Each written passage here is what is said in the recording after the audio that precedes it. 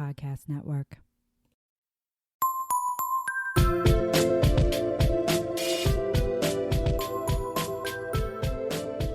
Hello, all of you wonderful, sexy, empowered listeners. Welcome to Whining About Herstory. I hope you enjoy my sexy NPR voice. This is a podcast where two longtime gal pals drink wine and talk about underknown women from history who you may not have heard of. I'm Emily. And I'm Kelley. And we're so excited to have you listening today. I'm trying to speak very gently because I forgot the sock I put on my mic to lessen my plosive. So hopefully that's not a problem. Just don't enunciate your puffs very loudly. Just silence the puff. It's so hard because I'm such a energetic speaker. I spit when I talk. So I'm glad you're using your own mic then. yes, this will be a trip. All right, well, we're just going to jump right into it and introduce the wine we're drinking. So I picked the wine this week, and it was kind of a trip because I was trying to find something cheap that semi-fit in with the theme of us having a Herstory podcast, and that we hadn't drank before. So no Moscatos, no Rieslings, no Chardonnays, and I actually found this one brand called Feisty Bitch. I was this close, but it was like $15. So you're that's $5 too much. Yeah, I mean, it's like $10 too much because I got this baby. I got some Cabernet Sauvignon, which makes me sound very fancy. Sutter Home brand for $4.99, and it's good. It's not bad. No, I don't know if I've ever had a Cabernet Sauvignon. I mean, just people hand me red wine and I drink it. I don't ask questions. This is not, a lot of red wine reminds me of church wine. This doesn't. Oh my God, church wine. That's a very specific taste. I know, but that's what most red wines taste to me. This is true. So I'm just going to break back out the sexy NPR voice and read the fancy little description on the back of the label here. At Sutter Home, we've been bringing people together since 1948. Raise a glass to friends and family with our classic Cabernet Sauvignon. Juicy cherry and currant flavors, hints of toasted oak, and smooth tannins lead to a full, graceful finish. Share good times, Sutter Home. And I want to point out that this wine bottle is our biggest advocate tonight because one side of the cork said enjoy and the other said cheers. And by God, that's exactly what we're going to do. So, Kelley, am I picking what we're cheersing for today? Okay, well, I'm going to cheers for a few things. One, I'm wearing my Jurassic Park feminist shirt. God creates man. Man creates dinosaurs. Dinosaurs eat man. Women inherit the earth. And I'm feeling very empowered by it. And two, us getting the audio to work tonight was an extra trip. But we did it because nevertheless, we persisted. So cheers. Yeah, I'm usually more of a Moscato Riesling kind of girl. Yeah, I'm a sweet girl too. But yeah, you sweet are. Bitch. Yes. Oh, you're my sweet bitch. But this is really good. And tonight, I'm drinking out of the Bed Pugs wine glass. I'm a pug boat. I'm just tugging along over here. I love it. All right. So I get to go first tonight, which, as always, is very stressful, especially since my gal is from Italy. And there's a lot of Italian names that I knew how to pronounce when I started writing my notes and have forgotten since. It's okay. I have a lot of French names in mind, and I'm going to be at the end where I've had more wine than you. I'm just going to be sitting here yeah, that fucking French, man. A lampe de gouge. I'm looking at you, honey. Before I get started, when you talk about women's history, there's a lot of sad and unfortunate stories because that's just how it is. Yep. My story in particular, though, I want to give a content warning to any listeners who are sensitive about sexual assault and violence against women. That is part of what I'm going to talk about with my gal. So if you can't handle it, I feel you. That's totally fine. You might want to skip ahead to the 30-minute mark. because I think we'll be done by then. Yeah, and mine doesn't need content warning. So. Like, please stick around to listen to Kelley's, because I'm sure hers is wonderful. It is. And mine's actually pretty uplifting. Oh, so, thank God. Because I'll bring it home with the happy. But, I understand trauma is real, and I just want to be responsible and let anyone who doesn't want to listen to that know. So if you're not going to listen, we'll catch you on the flip side for Kelley's story. Anyway, let's get started with Artemisia Gentileschi. That's a beautiful name. Isn't it? Like, can we get back to that? Yes. I don't know if I'm going to have children. I was going to be like, I'll name my child that, but I was like, I don't know if I'm having Get another children. dog. Yeah, I'll get another dog. Get another I'll dog. perpetuate it with dogs. All right.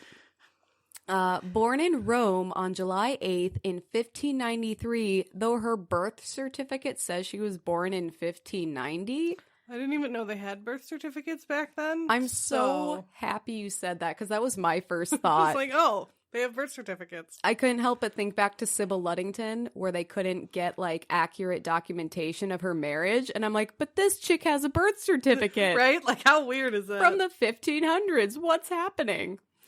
Artemisia was the eldest child of Tuscan painter Orazio Gentileschi. And if I'm saying that wrong, I'm so sorry. I love how you, like, start out the first name kind of chill, and then you get to Gentileschi. Because I wrote that name more, so I'm more confident. And if I do the little Italian hands, I have more confidence. Yeah, I just did it too. So, Orazio Gentileschi and Prudensia di Ottaviano. I think if I do the accent, it like masks how bad I am at this. Artemisia was first introduced to painting by her father, showing more talent than her brothers who painted with her in their father's workshop. She grew up with art, honing her skills with drawing, mixing color, and painting. According to the Princeton University article, Artemisia Gentileschi, the image of the female hero in Italian Baroque art by Mary Gerard, quote, by 1612, she was not yet 19 years old. Her father could boast of her extraordinary talents, claiming that in the profession of painting, so many P's, which she had practiced for 3 years, she had no peer. So This girl is growing up with art, and she is 19 and already just peak. Right, and her dad's like, nah, she's got this. Yeah, no, and her we'll get more into it, but her father's pretty supportive of her art. Good. Which is great, especially you don't always back see then. That, so that's great. Her father's work was heavily influenced by artist Caravaggio, which translated into Artemisia's work. However, her style differed from her father's in a few key ways.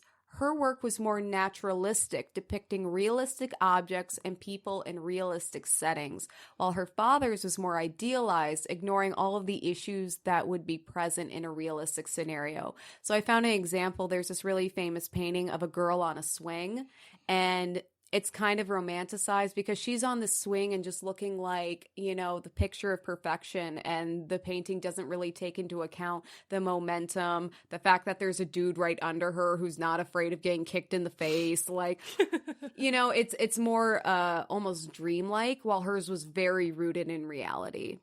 Okay. Her earliest surviving work was of Susanna and the Elders, painted when she was 17 years old. And I'll show you a picture of this. It is insanely good. Like, it's gorgeous. I'll put it on the blog. Yes. The painting refers to a story from the book of Daniel in the Torah or Old Testament. In the story, a Hebrew wife, Susanna, is bathing in her garden alone. Unbeknownst to her, two pervy elders secretly watch her, as they do. When she starts walking back to her house, they approach her and threaten to claim she was meeting a young man in the garden unless she fucks them, as pervy old men are wont to do. In the Torah, like the Bible. Yeah. So this is from the book of Daniel. Right. You can look it up. I know. Susanna refuses and tells them to fuck off. The men accuse her of promiscuity, and she is arrested and sentenced to death because apparently hooking up with dudes in your own fucking garden is a punishable offense. Wasn't she? Oh, shit, you're right. That's why. I mean, still, like... But yeah, like... Bullshit. As she's about to be executed, Daniel, as in the book of Daniel, steps in and says that the accusing elder should be questioned. They're separated and cross-examined. When their testimonies don't match up, it's revealed that they were lying all along and they are instead put to death. So, like, sweet justice. Fuck them. They're creepy and horrible. So, what is so interesting about this painting? While there are tons of paintings depicting Susanna and the elders, most of them depict Susanna as, like, very passive and not terribly effective by the elders' attention, because it's always got Susanna and then the two elders, like, groping her or invading her. It's very, like, gross. Yeah. But the women are always just kind of like, like they're looking off and it's like they don't even know what's going on. In Artemisia's painting, Susanna is clearly disgusted and disturbed and traumatized by the elders touching her. And she's like actively like trying to push them away. She's like, no, this is gross. Get the fuck away from me. Which is cool. And that kind of lends to the realism. Actually what happened. Yeah, for sure. And they're not, she's not romanticizing abuse by men. Right. Which is great. Artemisia was such a skilled artist at such a young age that some incorrectly speculated she was helped by her father. There is no way this woman, who is so young, could be doing this by herself. Her daddy must be helping her. Wow. Yeah, which is bullshit, and he wasn't. I mean, I guess you still get that now, and now it's regardless of gender, but when you see, like, a young artisan, you know, I think everyone has that moment of like, oh, is he getting help from somewhere? But it's like, people can be born with these amazing talents.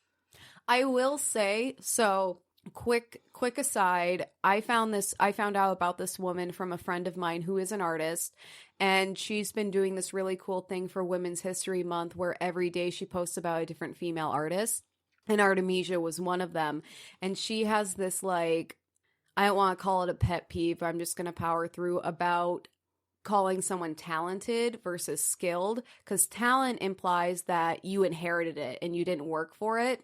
And so people will tell her, you're such a talented artist. I wish I could do that. And she's like, you can if you literally draw every single fucking day and don't stop, because that's what she does. And she doesn't want to, like, have her skill be diminished. Exactly. But yeah, no, I mean, she's growing up with an artist for a father. I'm sure she has some inherent talent to it. Well, but she's worked for this exactly, shit. Like, the reason she's so good is, yes, because of her father's influence, not by his hand, but because he was out painting, so her and her brothers were out painting. Exactly. Okay, now we're going to get to what I titled the awful part. In 1611, Artemisia's father was working with Agostino Tassi to paint the vaults inside the Palazzo Pallavicini Rospigliosi. I don't think that last part was a word. Rospigliosi. Rospigliosi. There we go. Better. He decided to hire Tassi to tutor Artemisia privately. During this time, yep, we all know where this is going. During this time, Tassi, along with another man, Cosimo Caroli, brutally raped Artemisia. I think Tassi was the only one who committed the act, but the other dude definitely helped. Yeah, he facilitated. The crime was also facilitated by a female tenant in the home and a friend of Artemisia. Oh, Jesus Christ. Tuzia. Tuzia allowed Tassi into the home that day and was present, ignoring Artemisia's cries for help, and denied the event occurred later on when questioned. Artemisia was 18 years old. Wow. Yeah. After the rape, Tassi promised to marry Artemisia. In an attempt to restore her honor and preserve her future, Artemisia remained sexually involved with Tassi. And I wrote sexually involved, but really he's continuing to rape her because he's lying and manipulating her and because for sex. She feels like that's her only option. Exactly. So I'm not saying like she's making this choice. She feels like this is the only thing she can do, and he is lying to her. Tassi never intended to marry her, and when Artemisia's father found out about this, 9 months later, he pressed charges, also claiming that Tassi stole a painting of Judith from their home. So this is going on for 9 months after the initial rape. And when it finally comes out, Tassie's not going to fucking marry her and take responsibility. But I mean, why? Yeah, she shouldn't marry him no. anyway. I'm not saying that's the issue here, but that's when the at father this steps time in. it becomes an issue. The point of of contention in the trial was whether or not Artemisia was a virgin when she was raped. If it could be proved that she wasn't a virgin, charges couldn't be pressed. Why does that matter? That's a great question, Kelley, and I would love to know the answer, but it's so dumb and bullshitty, there is none. All right. Like, that's dumb. Yeah. During the highly publicized 7-month trial, it was revealed how incredibly horrible Tassie really was, as if we needed more evidence. His long list of misdeeds included planning to murder his wife. Wait, he was married? Yes. Oh. This dude is a fucking piece of work. Okay. He is an absolute So he was psycho. married, raping someone, planned to kill his wife. Okay, continue. Committing adultery with his sister-in-law. And all the articles said adultery, but I'm like, yeah, but how do we know that he wasn't just raping her too? Hiring men to stalk Artemisia, preventing Artemisia from marrying another man who her father had arranged for Artemisia to marry because he wanted her. It was all about power and control. And had plans to steal a painting from Artemisia's father. I ended on the lighter charge. Just trying to keep this uplifting and palatable. He was also such a blatant liar that the judge had to stop him in the middle of his testimony and tell him to stop lying. Wow. So the judge is literally being like, dude, you're full of shit. Stop it. Stop it. Now, how do we know that Artemisia was telling the truth? Well, to prove she was being honest about her account of the events, she was subjected to torture by thumb screws. What are thumb screws? They're basically these things they tie around your thumbs and they pull them either way and they like crush your thumbs. But so they like twist your thumbs around. That's gonna like make her not be able to paint anymore. I couldn't find any accounts about it doing permanent damage, but it is incredibly painful. Why wasn't he tortured? I mean, I guess they just knew he was lying, apparently. So while they are torturing her, they are asking her over and over, did he rape you? And she keeps crying over and over, it's true, which is heartbreaking. What survivors have to deal with in our current justice system can be absolutely awful, and this just makes me think of that. Yeah. I mean, this is far worse, but it's disgusting. It's still disgusting today. During the trial, Tuzia, who had been present and facilitated the crime, basically painted Artemisia as a slut who was asking for it. Where have we heard that before? This was a huge betrayal, as Artemisia's mother had died when she was only 12 years old, and she had very few female figures in her life she could trust. So, like, the one female friend she has allows her to be raped and then lies about it. Jesus. Super fun. I did find contradicting stories about Tassie's fate. One said he was convicted and sentenced to be exiled from Rome, but the sentence was never carried out. Another said he was held in prison for 8 months after the trial, but was pardoned. Either way, I never found accounts about him being stomped to death by a horse, so clearly justice was not served. Clearly. Yeah. 1 month after the trial, in an effort to salvage Artemisia's reputation, she was married off to artist Piertonio Stiatesi, and together they moved to Florence. This is the end of the awful part. Okay. Now we are in Florence. While living in Florence, Artemisia found great success as a painter. She was accepted into the Academy of Arts of Drawing and was friends with some of the most respected artists and figures of her time, including Cristofano Allori, Grand Duchess Christina of Lorraine, the Grand Duchess of Tuscany, and Galileo Galilei, who I feel like everyone should recognize. Yeah. Michelangelo Buonarroti, the younger, so the nephew of Michelangelo, who was honored by having a turtle named after him. Yes, that's his great accomplishment. I mean, It has persisted indefinitely in time. I'm just saying. And no one needs to go up every year and touch it up. It just keeps getting reinvented. Shout out Teenage Mutant Ninja Turtles. So Michelangelo the Younger held her in high esteem and even asked her, along with other artists, to help him paint the ceiling of Casa Buonarroti, which is now a museum. So this is the house of the Michelangelo, but Michelangelo the nephew, the younger, is helping to build and decorate it. Okay. So it's like their family home. Yeah. And you know, if a Michelangelo is asking you to help paint a ceiling, it's a big fucking deal. Each artist was asked to paint an allegory of a virtue associated with the Michelangelo. Artemisia was asked to represent the allegory of inclination. She painted a nude woman with a star over her head holding a compass. In 1684, the figure's nudity embarrassed Michelangelo the Younger's great-nephew, Leonardo di Buonarroti, who commissioned an artist to paint clothes over her. Ugh. Boo. Be comfortable, That happened, dude. like, everywhere, though. Like, that's why, like, statues have their dicks broken off and stuff. Because they were like, oh, God. Nude. You know what? Love the breasts.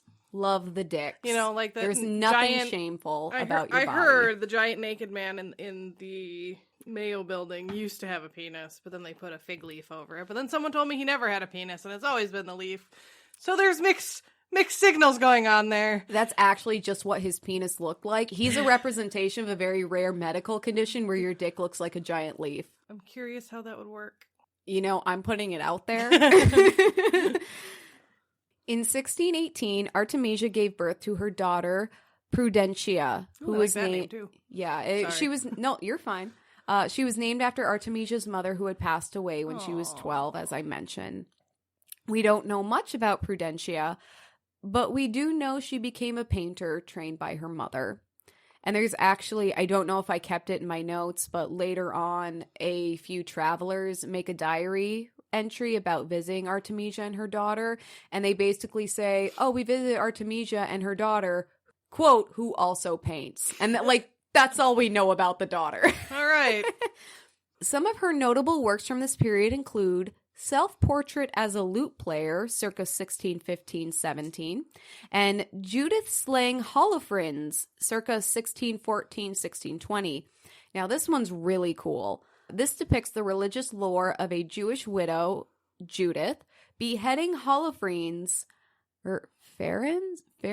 Holofernes, I'm making the judgment call, the general of the Assyrian army that laid siege to her city. It's epic. Artemisia's depiction is known for being particularly bloody and realistic because she and another woman are holding this fucker down and just cutting his head off. And wow. Yeah, it's great because she's saving her whole community because he's just wrecking shit. So she's wrecking him. Yep. And this is a pattern in her art. She depicts these very strong, capable female figures, and also in very realistic scenarios and representations. They're not necessarily idealized or romanticized. They're like, we're here, we're going to get shit done. Yeah. This fucker's head's getting cut off. Which is good, because, I mean, I'm sure it stems from what she went through and not being listened to and, you know, having to be tortured to have people believe her. Exactly. No, and I think she was able to express not necessarily vengeance or violence in her paintings, but strength and capability, which is really beautiful. And that hits me right in the old ticker. In 2011, 36 letters dating from 1616 to 1620 were discovered that gave further insight into Artemisia's very interesting life. She maintained a passionate affair with Florentine nobleman Francesco Maria Maringhi. I almost thought that said margarita, and I got really excited, and then I got real disappointed. In a surprising twist, her husband was aware of the affair and even corresponded with Francesco on the back of Artemisia's love letters to him.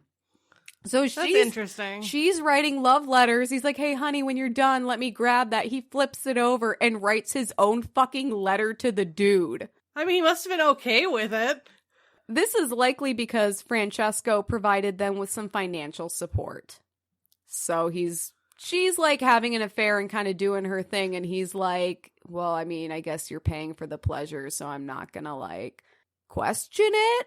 I don't know. Yeah. Well, and again, this was kind of a marriage of convenience to protect the woman, so who knows how much love or whatever was in the relationship. So maybe he was just like, yeah, you do you, I'll do me, this is fine. I mean, speaking of which, unfortunately, growing rumors of the affair along with financial and legal problems led Artemisia to move back to Rome in 1621 without her husband.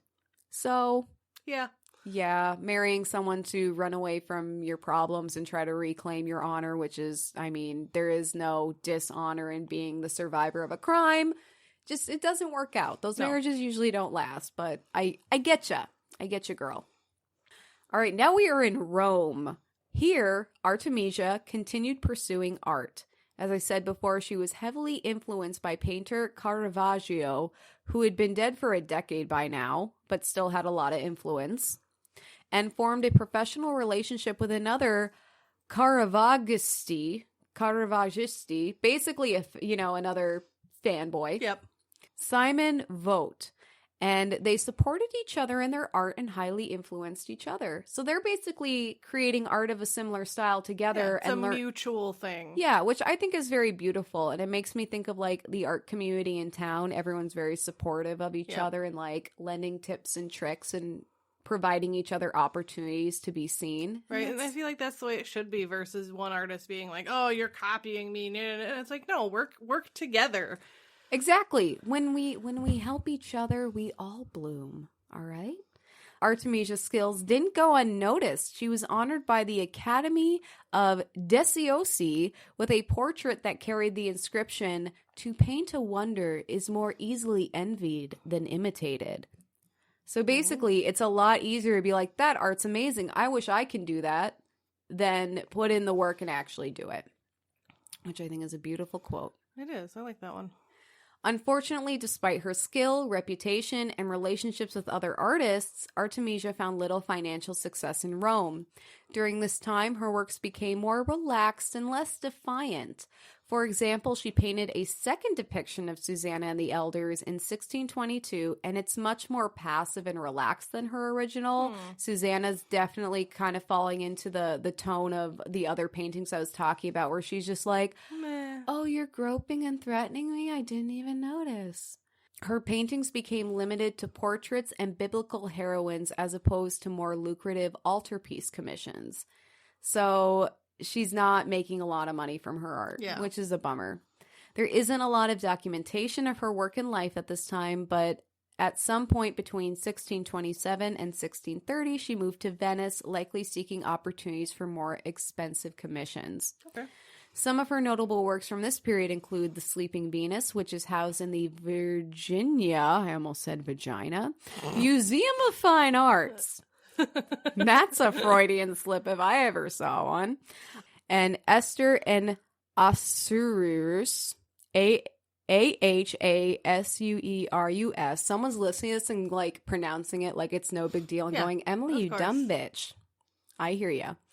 Which is housed in the Metropolitan Museum of Art. So her art is stuck around and it's highly honored today. Yeah. It's in some really prominent places, like, in Vagina. I was saying the Vagina Fine Art Museum. I mean, the Vagina Fine Art Museum. Can we make that happen? Right? I'd Only go there. Women artists. In 1630, Artemisia moved to Naples, which was known as being a haven for artists, art lovers, and more lucrative art opportunities. So this is like the place her Valhalla of art. Okay. There's speculation that she may have actually been invited to Naples by the Duke of Alcala, who owned 3 of her paintings. Ooh. So, I mean, while she's working, if she's not making a lot of money, she's definitely gaining a reputation for being a skilled artist. She's got fans. She's like, they made in t-shirts. Powerful places, too. Exactly. Well, they're the only ones that can fucking afford art. So. That is very true. You know what would really tie this, like, straw hut together? A giant portrait of Artemisia as a lute player. That's really just gonna make this home. That is what will make it a home. While working with other artists in Naples, she formed relationships with many renowned artists, including Massimo Stanzioni. Her art even influenced his use of colors. Wow. So she's influencing other prominent male artists. And what I love is that she seems to be on an even footing with a lot of these people. Right, like they respect her. She probably, I mean, I would assume she respects them. Like she seems like someone who would. Like, yeah. There's a lot of mutual back and forth, it seems. And I love that. I love that sense of community and that sense of support. She also had the opportunity to work on cathedral paintings for the first time. She worked on one dedicated to Saint Januarius. I wonder if there's anything prominent named after him. Like the worst month in the world. There she painted the birth of Saint John the Baptist, which is now housed at the Prado in Madrid. Wow. This was part of a collaborative series of 6 paintings which depicted John the Baptist's life, with contributions from Stanzioni and Paolo Finoglia. Yeah, I gotta do my Italian hands. Is that offensive? God, I hope it's not. I'm sorry.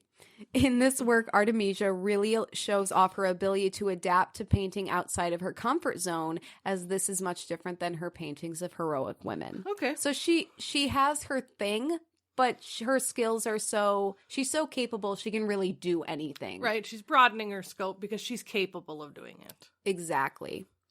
In 1638, Artemisia reunited with her father, Orazio, in London, where he had become a court painter for Charles I.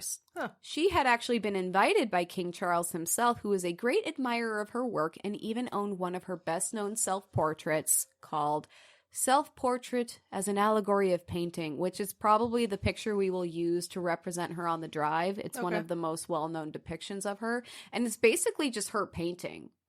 She's in her element, and it's beautiful. You go, girl. Together, Artemisia and Orazio worked to paint a ceiling allegory of triumph and peace and the arts in the Queen's house built for Queen Henrietta Maria. Wow. Big fucking deal. Right, that's huge. Sadly, Orazio suddenly died in 1639. Artemisia continued working in England until 1642. At the beginning of the English Civil War, she's like, I'm going to peace out of here. This isn't really my deal. There's not a lot of documentation on her movements after this, but she did eventually return to Naples, which is, I feel like that's where she found her home. That's where she found her people. That makes sense.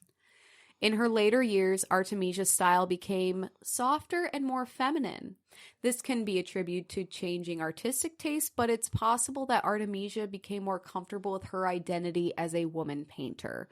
You know, she was embracing her femininity more because I imagine she was highly influenced by the men in her life because her mother died when she was very young. The only woman she was close to betrayed her in a really horrible way. And she did have brothers. So she had brothers. She grew up around men, and most of the male painters, they've been male. Exactly. She's a woman working in a very male-dominated world, not just from her family, but just in the industry. Yeah. And she's still getting shit done, which, polite golf claps, honey. While she was taking commissions up until 1654, she became more dependent upon her assistant, obviously, as she's getting older. Mm-hmm.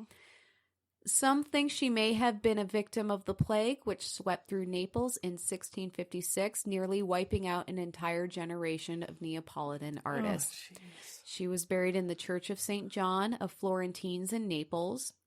Unfortunately, the church and her grave were destroyed during World War II. Oh. Yeah.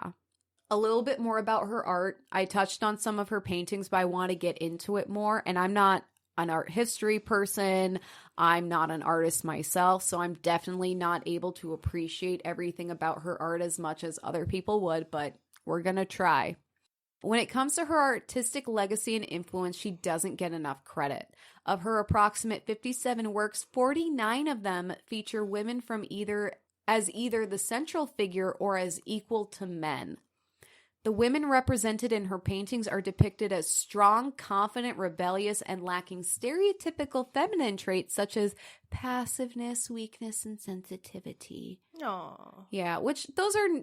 Being sensitive is not a bad thing, but she's depicting women as strong, capable heroes of their own stories. Yeah. For example, Susanna is actually pushing away her abusers. Judith is taking control of a terrible situation and beheading some douchebag. Yeah. Yes. The representation of strong women can be attributed to the fact that she grew up primarily around men and didn't adopt some of the feminine socialization as others, but also her status as a survivor. She depicted the strength she knew women to possess. A lot of the stories she painted are of women who took matters into their own hands against those who would victimize them. Yeah. And I love that. Unfortunately, her artistic legacy has often been undermined by her rape and the very public trial that followed. She was often depicted as loose or immoral, and in the lens of a rape victim who also happened to be an artist. Right. However, I think it's important to understand that Artemisia was a skilled artist and a well-rounded human being who was more than one terrible thing that happened to her. Right. There's been renewed interest in her arts and contributions as an artist, but she's still highly overlooked. Yeah. But something that really drew me to her was that this terrible thing that happened to her was overshadowing all of these incredible accomplishments. Like, she knew the Michelangelos. She painted Michelangelo's ceiling. She knew Galileo Galilei. She painted in the court of King Charles. Right. But she's For the queen. For the queen! But she's known for this one horrible thing that happened to her. And she took that and the strength she found in that and channeled it into her art and was such an amazing woman and artist. And I want her to be more than this one bad thing that happened to her. Because, like, as a survivor, I am more than one bad thing that happened to me, too. As am I. And if you're listening, if you're a survivor, you are so much more than one bad thing that happened to you. And you are incredible and we love you. Yes. All the love. All the love. So that's Artemisia Gentileschi with my Italian hands and my over-exaggerations. I'm going to readjust quick because my story's like 5 pages long. Okay, I'm kind of glad to hear that because I got to like 4 pages. There is so much shit I left out because I'm like, I need to stop. At some point, I just need to stop. There are, in the later life of my person, I'm like, okay, we're just cliff noting this. Love it. All right, you ready? I am ready to strap in and strap on. All right. So today I am doing Josephine Baker. Have you ever heard of her? I haven't. Okay. I saw the name on the drive and resisted the urge to Did you see the pictures? I didn't. Oh, there's some pretty nice ones. I was very well behaved. Good. I didn't peek. All right. So she was actually born Frida Josephine McDonald in St. Louis, Missouri on June 3rd, 1906. She was born to a washerwoman named Carrie McDonald and a vaudeville drummer named Eddie Carson. They played shows together. That's a fun little pairing, a washwoman and a vaudeville star. Yeah. Love it. There is some speculation about whether or not Eddie was actually her father. In fact, one of Josephine's foster children wrote in her biography published in 1993 after he did an extensive amount of research on everything about her life. And he stated the following concerning her parentage. So, quote, "The records of the city of St. Louis tell an almost unbelievable story. They show that Carrie McDonald was admitted to an exclusively white female hospital." She's black. I feel like I need to note that. Yeah, no, it is important for this story. She was diagnosed as pregnant. She was discharged on June 17th, her baby Frida J. McDonald having been born 2 weeks earlier. Why did she spend 6 weeks in the hospital, especially for a black woman who would customarily have had her baby at home with a midwife? Obviously, there must have been complications with the pregnancy, but Carrie's chart reveals little to no details. The father was identified on the birth certificate simply as EW or EDW. I think Josephine's father was white. So did Josephine. So did her family. People in St. Louis say that Carrie had worked for a German family around the time that she became pregnant, and that he's the one that must have gotten her into the hospital and paid to keep her there all those weeks. Also, her baby's birth was registered by the head of the hospital at that time, when most black births were not. Wow. I have unraveled many mysteries associated with Josephine Baker, but the most painful mystery of her life, the mystery of her father's identity, I could not solve. The secret died with Carrie, who refused to talk about it. She let people think Eddie Carson was the father, and Carson played along, but Josephine knew better. So that was written by Josephine's foster child. That kind of reminds me, going back to episode 1, A Lampe de Gouges, where it was like very sketchy. I mean, obviously there's so much more documentation on this. Right. And my first thought is I hope it was consensual. Right. Yeah, especially back then, yeah. Yeah, I mean, shout out to dads who stick around because... Shout out to Eddie Carson, who, whether or not it was his child, like was like, yeah, sure, this is my child, whatever. Exactly. Anyone can be a sperm donor. It takes a real person to be a father, and so good for him. After the birth, Carrie and Eddie had a song and dance act. They played wherever they could get work. And when Josephine was about a year old, they began to carry her on stage occasionally during their finale. Oh, cute! Yeah. She was further exposed to show business at an early age because she grew up in a neighborhood that was home to many vaudeville theaters, such as Jazzland and Comet. They were vaudeville theaters that were also movie theaters. They kind of did both back then. Okay, like they pull down the screen or pull it up to reveal the stage. Yep. Vaudeville must have been such a trip because you hear about all these incredible vaudeville stars, and I'm like, I would have loved to see what one of those shows was like. Right. And you see it a little bit like in like Singing in the Rain, where they have like their little skit. Well, a lot of vaudeville stars took their kind of sachet into the movies. Right. And Josephine does that too, later in life. Spoilers. Yeah. So we're not going to get to it. She lived her early life in the Mill Creek Valley neighborhood of St. Louis, which was a racially mixed, low-income neighborhood near Union Station. And this is the early 1900s, you said? She was born in 1906, so yeah. Okay, so like, yeah. Well, that's cool. Yep. So this neighborhood mainly consisted of rooming houses, brothels, and apartments with no indoor plumbing. Super fun. Josephine was always poorly dressed and hungry as a child and developed street smarts playing in railroad yards at Union Station. She had little formal education and attended Lincoln Elementary School only through the 5th grade. Wow. Yep. So she had it rough. Yep. At some point, Eddie left.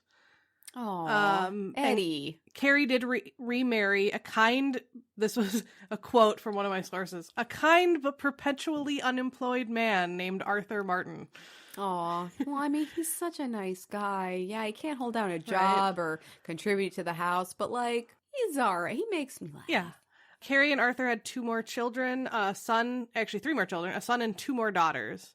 Damn. And Carrie started taking in laundry again, because obviously Eddie left, so there was no more vaudeville show for her. So she took in laundry to wash to make ends meet again. At 8 years old, Josephine began working as a live-in domestic for white families.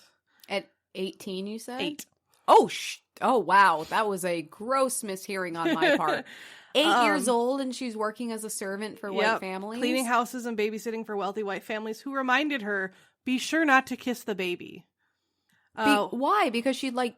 No, that was just a thing. Like, the black people weren't supposed to, like, kiss white babies. I don't know. Oh, because they're gonna, like, taint them? Yeah. So it's, in quotes, it says, be sure not to kiss the baby. Don't you love old-fashioned racism? It's just so ridiculous. One woman actually abused Josephine, burning her hands when the young girl put too much soap in the laundry. There's a special place in hell for her. Yep. Where she just is drowning in soap. Yep. At 13 years old, she left home and lived as a street child in the slums of St. Louis, sleeping in cardboard shelters, scavenging for food and garbage can, making a living with street corner dancing. And then she got a job waitressing at a place called the Old Chauffeurs Club. Ooh, that sounds super fancy, but I bet it's not. I mean, it sounded at least not like a strip club. Like it was a legit like waitressing job. I'm unpacking the name and I realize it's a fancy sounding club for the working class. Yeah. This is where the fancy people's drivers hang out. Remember, she's 13 at this time. Jesus. She meets Willie Wells at the Chauffeurs Club and marries him. However, the marriage lasted less than a year. Thank God. And then following her divorce from Willie, she found work with a street performance group called the Jones Family Band. So this girl, by 13 years old, has had more work experience than I probably have had in my life. And she's also been married and divorced. Yeah. And she's 13. Yeah. What the actual fuck? This is awful. I thought you said yours was upbeat. Oh, it is. Okay. While it was unusual for women during her era, Josephine never depended on a man for financial support. Therefore, she never hesitated to leave when a relationship soured. And she was married and divorced 3 more times over her life, but we'll get to those. Good for her. Because it is hard to leave a crappy relationship. Right. And I love that she's like, I don't need you. I'm fine on my own. You're just fun to have around. Exactly. So she toured the United States with the Jones Family Band and with another group called the Dixie Steppers. In 1919, she performed various comical skits, a lot of which, unfortunately, was blackface comedy because that was the type of times it was. Yeah. Eventually, the 2 troupes split from each other, and she tried to advance as a chorus girl for the Dixie Steppers in Cecil and Blake's production of a show called Shuffle Along. She was rejected because she was too skinny and too dark. That's awful. Yeah. You know, we still see that today. There's like this discrimination amongst people of color. It's like, well, you're the right shade of person of color, but you're way too dark. And that's fucking awful. It's terrible. However, she was undeterred and she worked as a dresser for the show and learned all the chorus line routines. Wait, I'm sorry. I'm taking a step back because I got stuck. She most likely had a white father, correct? Yep. And she's still she was too skinny dark? and too dark. That's what they said. Okay. I don't know how that fucking makes sense. Yes, I know. Okay, I'm sorry. Please continue. She learned all the chorus line routines, but she was a dresser for the show. However, at one point, a dancer left, and Josephine became the obvious replacement. Yes. On stage, she rolled her eyes and purposely acted clumsy, as if she were unable to remember the dance, until the encore, at which point she would perform it not only correctly, but with additional complexity. A term of this time described that part as the pony. Like, I don't know why. And she was billed at the time as the highest paid chorus girl in vaudeville. So it was a bit to be like, oh, wow, this chick can't do shit. And then suddenly, just kidding, she's amazing. And it became like a huge thing, and the audiences absolutely loved it. I totally get that. That makes perfect sense to me. So she became a pretty big hit. However, during these years, because she's still a teen at this time, she struggled to have a healthy relationship with her mother, who did not like Josephine being an entertainer. And was scolding her to take care of her second husband, who she married in 1921 at the age of 15. So her mom's like, you're married, you should take care of your husband. Why are you out there doing comedy? 15. She's had a ton of jobs. She has a performance career. And she's on her second marriage. Damn. Also in 1921, so she married Willie Baker, and then later in 1921, she headed to New York to experience the Harlem Renaissance. Awesome. Performing at the Plantation Club and in the chorus lines of groundbreaking and hugely successful Broadway revues, Shuffle Along, which we touched on. And then another show she did was The Chocolate Dandies. When she went to New York, which was the same year she married Willie Baker, she left him, but they didn't get separated for a few years after that, but she kept his last name throughout her career because she was so well known by that name that she couldn't just be like, I'm changing my name now. I have a friend, and her parents got divorced, and I think her mother kept her married last name. Yeah, some people because do. She had just gotten a bunch of business cards printed, and she's like, I'm not going to reprint all those fucking things. Do you know how expensive business cards are? Well, I know people that are like doctors and stuff that'll get married like after they become a doctor, and they're like, no, I'm not changing my name. Yeah, no, a name is very personal. We've talked about that on the show before, how we refer to the women we cover by the first name because it seems more intimate. You join our Femi family. Yes. We love you. We have cookies. And wine. So though wait, did you say we have cookies? I mean, we could have cookies. I don't want a cookie. They don't know we don't have cookies. We'll sorry. go out and buy cookies. Guys, don't follow think we us. should drink right now or go driving right now. Well, someone else can drive us. We'll Uber to get cookies. Uber to get cookies. So though her career began with blackface comedy at local clubs, which was the entertainment her mother, was not happy with her doing. I mean, totally valid. These performances eventually did land Baker an opportunity to tour in Paris, which would become the place she would call home. Holy shit, that's awesome. So yeah, she was like on the chorus line and stuff, and then she was able to go to Paris. She just launched herself to Paris. Yep. It says Baker sailed to Paris for a new venture and opened in La Revue Negra on October 2nd, 1925 at the age of 19. Oh my god, this girl is living her life. At the Théâtre des Champs-Élysées. I'm sorry, it's French. That's okay. There's a lot more French. I'm having episode 1 flashbacks, and I'm like, I'm right here with you, honey. Kelley, I got you. Right. In a 1974 interview with The Guardian, Josephine explained that so this is a jump to the future, but it's a quote from Josephine herself. She explained that she didn't obtain her first, she did obtain, her first big break in the bustling city. She says, and I quote, "No, I didn't get my first break on Broadway. I was only a chorus girl in Shuffle Along and Chocolate Dandies. I became famous first in France in the 20s. I just couldn't stand America, and I was one of the first colored Americans to move to Paris.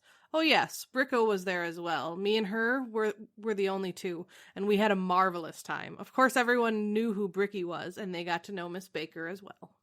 I love End that. quote. Can I also say that I'm sure that Chocolate Dandies has some racist overtones. Well, even that was blackface comedy back Exactly, but like it makes me think of candy, like those boxes of chocolates. Yeah. And I'm having a really bad connection with that, but I'm really hungry.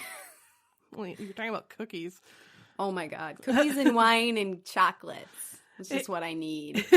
In Paris, she became an instant success for her erotic dancing. She brought a lot of typically black dances to Paris, and they absolutely loved her for it. I love that in America, they probably didn't appreciate that. In fact, they probably looked down on it. And in Paris, they're like, this is revolutionary and amazing. Like, they're separated enough from their racist bullshit to appreciate it. So she was a success for that dancing, and then because she also had a penchant for appearing practically nude on stage. Get it, girl. She went on a successful tour of Europe. However, she broke her contract and returned to France to star at the Foyles Bergère. And this show, which I apparently didn't put in there. The show called just The Show. Yep, I can't think of it. Set the standard for her future acts. She danced topless, although in the pictures it looks like she's wearing like a onesie of her skin color, but the source said topless. Okay. Wearing a skirt made of bananas. Fun. Yeah, it's really cute. I'll put some of those pictures on the blog. The show was a huge success, and she instantly became one of the most popular and highest paid performers in Europe. Writers and artists such as Pablo Picasso, Ernest Hemingway, and E.E. Cummings were fans. At this point, she was also nicknamed the Black Venus and the Black Pearl. That's awesome. Yeah, right? In later shows, she was often accompanied on stage by her pet cheetah, Chiquita. Chiquita bananas. Oh my god, what? Yeah. She had a cheetah named Chiquita? Yeah. Chiquita. Who was adorned with a diamond collar. The Chiquita frequently escaped into the orchestra pit where it terrorized the musicians, adding another element of excitement to her shows. Did anyone get eaten by Chiquita the cheetah? They didn't say. So yeah. I'm hoping not. Right? Oh my god. I love that she's very theatrical. Yeah, she definitely was. Super over the top, and that seems like you kind of have to be that person to be in show business. She was adorable though. Oh my god. I want to see the pictures of her with her Chiquita banana. Yeah, I do have a picture. And Chiquita the cheetah. I don't have her in the banana skirt with the cheetah, but I have a picture of her and the cheetah. Oh my god. So Josephine rivaled Gloria Swanson and Mary Pickford as the most photographed woman in the world. And by 1927, she earned more than any entertainer in Europe. I mean, you gotta be making that money. You feed that fucking cheetah. Right. Antelopes aren't cheap. Josephine was also the first African-American woman to star in a major motion picture. In 1927, she appeared in the silent film Siren of the Tropics, directed by Mario Nalpas and Henry Etevant. She also starred in 2 movies in the early 1930s, Zuzu and Princess Tam Tam. I thought you were going to say Princess Tampon. No. And then I was very disappointed when you finished the second syllable. Yeah. Sorry. I mean, I guess they weren't that progressive back then. After a while, Josephine was the most successful American entertainer working in France, and Ernest Hemingway, big name there. Oh, yeah. Called her the most sensational woman anyone ever saw. The author spent hours talking with her in Paris bars, and Picasso drew paintings depicting her alluring beauty. Jean Cocteau, who I don't know who that is. Ooh, you said that very nicely. Thank you. Cocteau. Became friendly with her and helped vault her into international stardom. Creatives support creatives. Right? And I love that. So at this time, she was also branching out into singing, and she scored her most successful song, Jadou Amours, in 1931. In 1936, she made a return to the United States to star in Ziegfeld Follies, which proved absolutely disastrous. Oh, no. Despite the fact that she was a major celebrity in Europe, American audiences rejected the idea of a black woman and with so much sophistication and power.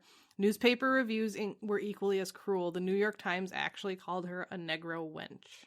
We are so fucking dumb, and I am very upset about it. And that's what I was saying. They were like separated enough from it where they could really appreciate everything she was doing. Yeah, and but over here, it's assholes. Like, no, because you're black. Fuck you. And that's fucking awful, and I'm very upset. Yes. I'm gonna angry drink now. So she returned to Europe afterward, and she was obviously heartbroken. Well, she's rejected by her home country. Yep. At this point, she married French industrialist Jean Lion in 1937 and renounced her U.S. citizenship and became a French national. I mean, fuck, I would. At this point is when she also, no one knew her by her first name, which was Frida. But at this point, when she became a French national, she fully just dropped that and became just Josephine Baker.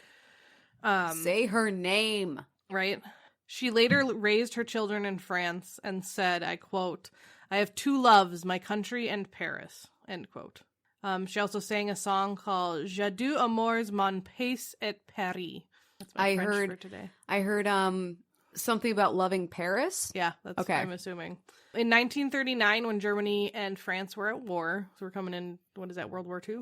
What year are we? 39. Yes.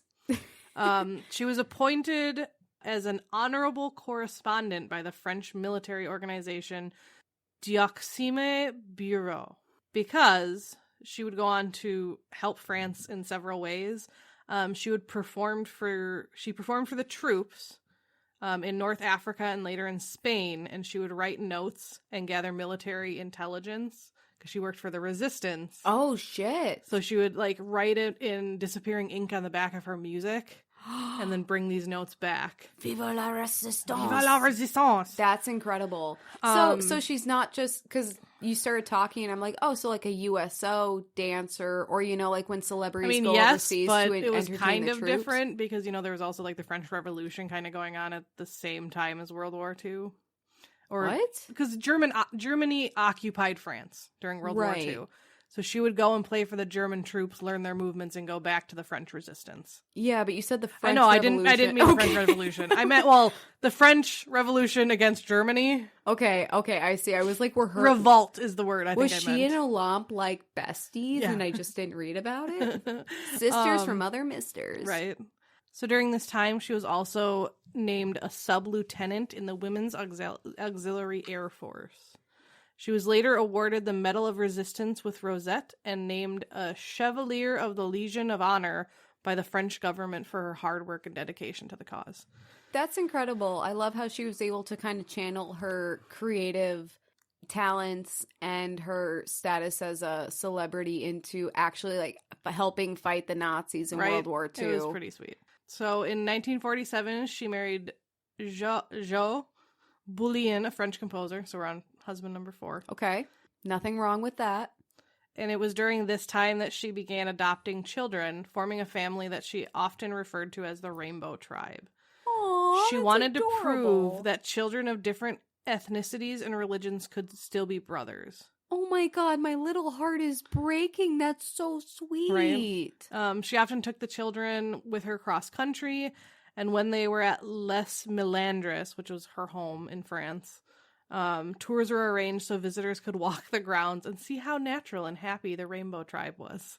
Oh my God. The that's last part's incredible. a little weird, but putting your cool. children on display is questionable. She adopted 12 children. Okay. So she's going after the crown, trying to take it from Sybil Ludington. Yep. We're on there. She's got her own little army of cohabitating people. Right. Also during this time, Josephine visited the United States throughout the 50s and 60s, and she returned there with renewed vigor to fight racism. The 50s and 60s are a pretty volatile time in America. Right. When New York's popular Stork Club refused her service, she engaged in a head-on media battle with pro-segregation columnist Walter Winchell. Fuck him. And then the National Association for the Advancement of Colored People, so the NAACP, named May 20th Josephine Baker Day in honor of her efforts. What did you say, May 17th? 20th. May 20th? You were close. Hey, it's coming up. Everyone, celebrate Josephine Baker, May 20th. Do it. Sorry, that was really loud. Kelley is upgrading. She's not reading her notes off of her phone tonight. She's reading off her tablet. Yeah, now I have to find where I was again because it closed on me. Oh, no. Yeah, I think I'm on page 4. Yep, I'm on page 4. All right. So in 1968, she was offered the unofficial leadership in the movement in the United States by Coretta Scott King following Martin Luther King Jr.'s assassination. Oh. However, after thinking it over, Josephine declined the offer out of concern for the welfare of her children. She was afraid there would be some kind of violent backlash. I mean, completely valid concern, considering Martin Luther King Jr. had just been shot. Right. She did continue to travel in the United States, though, and during her visits, she developed a close friend with American artist Robert Brady. Now divorced from her fourth husband, she was looking for companionship, but on a more platonic level. Brady felt the same, and on a trip to Acapulco, Mexico in September 1973, they went to an empty church and exchanged marriage vows. Though no clergy was present and they were never legally joined, it was an important personal bond that she and Brady maintained the rest of her life. That's very sweet because she's been married, unofficially this last time, but is this 5? That'd be 5, yep. This is her 5th committed partner. She started when she was 13. It sounds like this was almost, it didn't need to be legal. It didn't need to be on paper. It was more of a commitment versus just for legal sake. Right. And that's very sweet. Good for her. She did tell very few people about her pseudo-marriage, fearing the press would ridicule it. So I'm assuming he was white. Oh. Was that even legal in America back then? I don't know. I didn't look him up. So I'm assuming he's white. Okay. Well, and a woman being married 5 times, and especially in this last one, not being legally married and quote unquote living in sin or whatever was probably not looked upon favorably. Right. So later that same year, Josephine agreed to perform at New York's Carnegie Hall, which is a huge honor. Wow. And due to previous experiences, she was nervous about how the audience and critics would receive her. Valid. Everyone here fucking hates her. Right. For dumb reasons. This time, however, cultural and racial growth was evident. Josephine received a standing ovation before the concert even began, and she received an enthusiastic welcome that was so touching that she wept on stage. Oh my God. She had such a rough upbringing here. She left and finally found the acceptance and success that she wanted and that she deserved. She comes back and established success, and everyone just shits on her. Right. So she goes back, continues to do her thing. Comes back to try to, change it, and finally She's accepted by her. I mean, it's like being accepted by your family, right? You know, and that's one of the reasons I hate that. I hate that argument. Well, if you don't like it, leave. No, to really love your country is to acknowledge that it can do better and to work to make it better, right? And that's what she did. And I love that she finally got that acceptance. I'm gonna cry. This is beautiful. So, that was 1973. On April 1975, Josephine premiered at the Babino Theater in Paris. Celebrities such as Princess Grace of Monaco, Sophia Loren, were in attendance to see the now 68-year-old Josephine perform a medley of routines from her 50-year career. I was just going to ask you how old she is because she was born in the early 1900s and we're 68. already in 1970. Yep. God, the shit she has seen. Right. The reviews were among her best ever.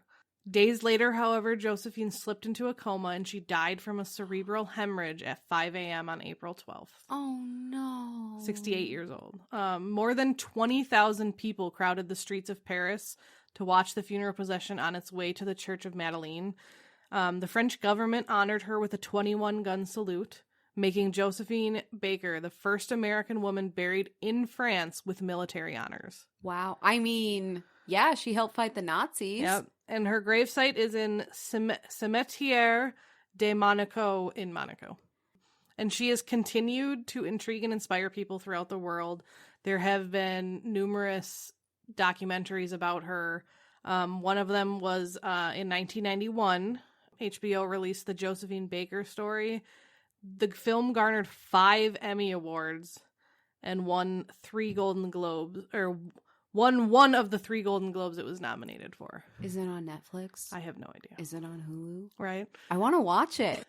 But there have been several books written about her life, and like people are, you know, still really interested in her. I mean, obviously she was a very impressive lady. Like she made the stage her own. She was the first African American in film. I mean, they were silent films at the time, but still, like, yeah.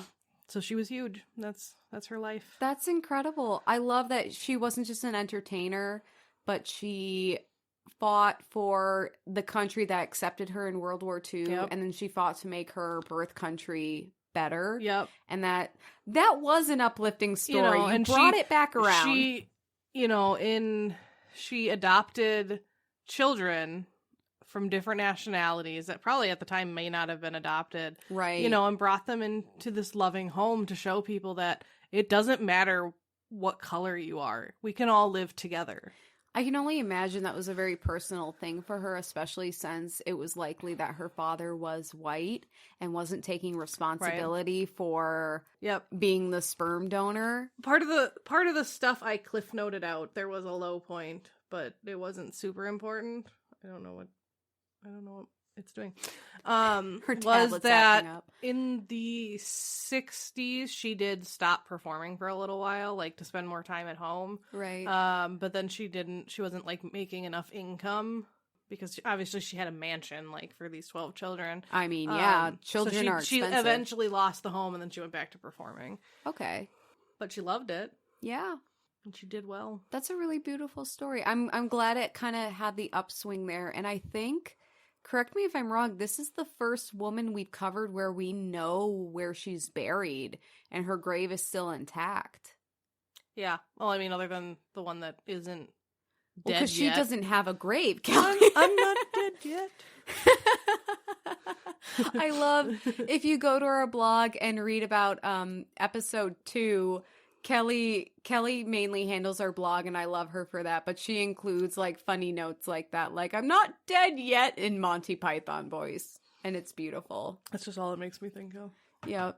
I mean, Valentina Tereshkova, she's gonna still live for rocking it. She's gonna live for another 100 years, I'm saying it, I'm putting it out into existence, but hopefully, we would know where she would be interred. But yeah, of the women that we've covered that are no longer with us, yes, I think this is our first that we actually know where she's buried. I mean, I guess they eventually found Hatshepsut's body. Okay, but that's true. In my notes, it never said where it was recovered from. Well, in Artemisia, we know where she was buried. Yeah. But then her tomb got bombed the fuck up. So yeah, so that was fun, I'm sure. She's dust. God, sure. that's depressing. And I mean, here's the thing. World War II was a god-awful time in so many respects, but when I hear about some of the intellectual and personal losses like that, I'm like, fucking A, come on. Like, we lost the only Spinosaurus fossils we have in World War II because the museum was bombed. That would be what you care about. Okay, that's not the only thing I care about, but whenever I see a documentary about Spinosaurus, and I'm kind of a dino nerd, if my shirt didn't indicate that, yeah, I'm like, God, fuck you guys. You're just awful in every single respect, and I hate Nazis, and they are all terrible people. We're taking a very controversial stance and saying Nazis are bastards. All right? Yes. We're being very political and controversial on this podcast. Nazis suck. I'm sorry. I'm like very touched by your story, but I'm also really angry. Yeah, right.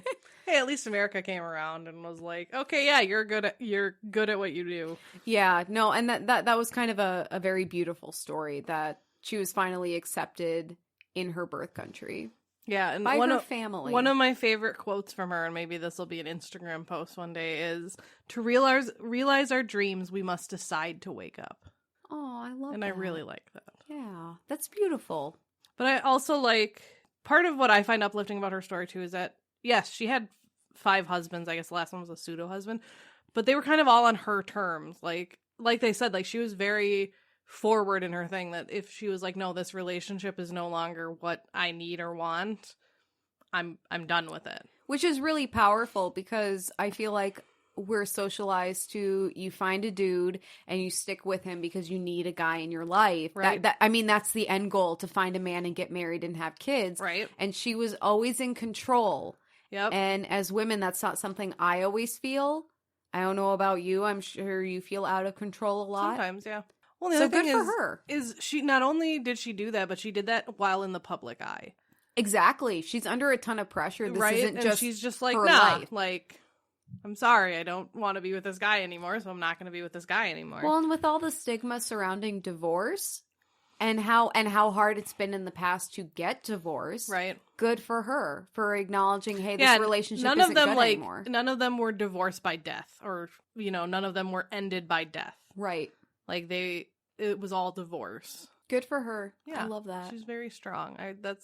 I started reading her story and I was like, yep, this is happening. I love that. Thank you for sharing that. You're welcome. All right. Well, we're wrapping up here. We ended on a high note, but I like the theme that we're doing with saying something we're thankful for. Kelley hates it because I make her tell me I'm like, something oh God, I have to thankful think for. of something. I can get started. Okay. So I'm going to say I'm thankful for 2 things. One, I'm thankful to my mother who has been flooding my inbox with emails of badass gals that I can cover. And I still need to teach my parents how to use Spotify or iTunes or something so that they can listen. But I am very touched that she's sending me women to cover. So Artemisia was the last woman I picked on my own. Everyone else from here on out is probably going to be women my mother picked. And 2, I'm really thankful I didn't punch my dad in the face the other day. Okay, I feel like there's a story behind this. There is a story. I don't think I told you. I was at the pharmacy the other day, and I'm standing up at the counter, and I'm like, oh, hey, my name's so-and-so. I'm picking up this prescription. And all of a sudden, out of the corner of my eye, I see this figure come right behind you? Right behind me. And if you've ever been to a pharmacy, there's like a 5-foot gap between the line and the counter. So no one should be up in your business. And this man whispers in my ear, do you think you could hurry it up there, young lady? And I turn around and I'm like, give me a reason, fucker. I will end you. And it's my fucking dad. It's like that one time I had Justin honk at you in the car and you were about to turn around to be like, fuck you, assholes. Yeah. assholes. Kelley drives by my house all the time, and I was walking up the sidewalk to go to my house, and her car honked at me, and I was like, don't you fucking even. And I glare at the car, and I see Kelley in the window waving, and I was like, oh, okay. I went from like bitchy to great in 2 seconds. That was great. So I turn around and it's my dad. And I was like, you scared the hell out of me. And there's this older gal at the counter next to me. Yep. And she's watching like, what the fuck is going on? So I made it a point to be like, good to see you, Dad. Right? Because I'm sure she was like, why are you all up in that girl's business? Exactly. Like, the pharmacy where we're not supposed to be like up in anyone's business. Right. So, I mean, I chatted with him after and we were joking about it. And I was like, Dad, I made a joke. I was like, Dad, that was my one chance to really give it to you. And I didn't take it, but that's how much I love you. So yeah, I'm thankful to my mother who's endlessly supportive and my dad who still loves to keep me on my toes and give me shit. Aw. Even sneaking up on me in public. So I'll do two since you started off with two. One, Extra I want credit. to. I'm very thankful for my co-host Emily. Aww. She does all of our editing, and it took her a while, and she was frustrated getting our audio to work today, but she got it working because she's incredibly smart. Women in so tech. I'm incredibly grateful that she wanted to do this podcast with me, and I'm having fun, so I hope she enjoys it as well. You're gonna make me whine, cry. Oh, I know. My I'm God, like getting teary-eyed I'm getting too. very emotional. And then I want to thank all like my coworkers and my sister and all the people that like when they hear I have a podcast are like, oh, what's it called? Where can I listen to it? And sorry, Lindsay, that I should have like pre-warned you not to listen to it around the children, but you figured it out within the first like minute. Yeah, this is not a child-friendly podcast. And actually, I was thinking about this. If this really takes off and you want to share it with your children, maybe we'll do like mini episodes that are kids-friendly where we tell kids-friendly stories about cool women so you can share them with the kids in your life. Yeah, we would love to do that. That would totally be a thing. But yeah, I was texting my sister and she's like, oh, how can I listen to it? And I told her, I like linked her to Spotify. And then like 5 minutes later, I get a text, I'll have to listen to this later when the kids aren't around. And I was like, yeah. They don't know what Sorry. it means. I'm pretty sure, I think we have an explicit tag on, but, you know, I'm sure she just wanted to listen to it because to support me, so. Oh, well, thank you, Lindsay. You're very sweet. Yeah, and to everyone else that has more than supported us in this venture, thank you. We love you guys. Yeah. All right. Well, please hit us up on Facebook, Whining About Herstory. Holy shit. I should know the name of our podcast. Hit us up on Instagram, WAH Pod, or you can search us at Whining About Herstory. We also have our main blog website, which is just whiningaboutherstory.com. And then you can hit us up on email if you want. Send us your gals, send us people in your own life, send us just random stories or love or anything. And that's whiningaboutherstory@gmail.com. You know what? It's best to email us now before we really take off. So, because right now we can read every single email you send us, and we will send personalized responses and send you love and support. So, get on that. That might not happen in the future. Get on that. All right. Well, thank you so much for listening. We love you guys, and please have an empowered day. Yes. Bye. Bye.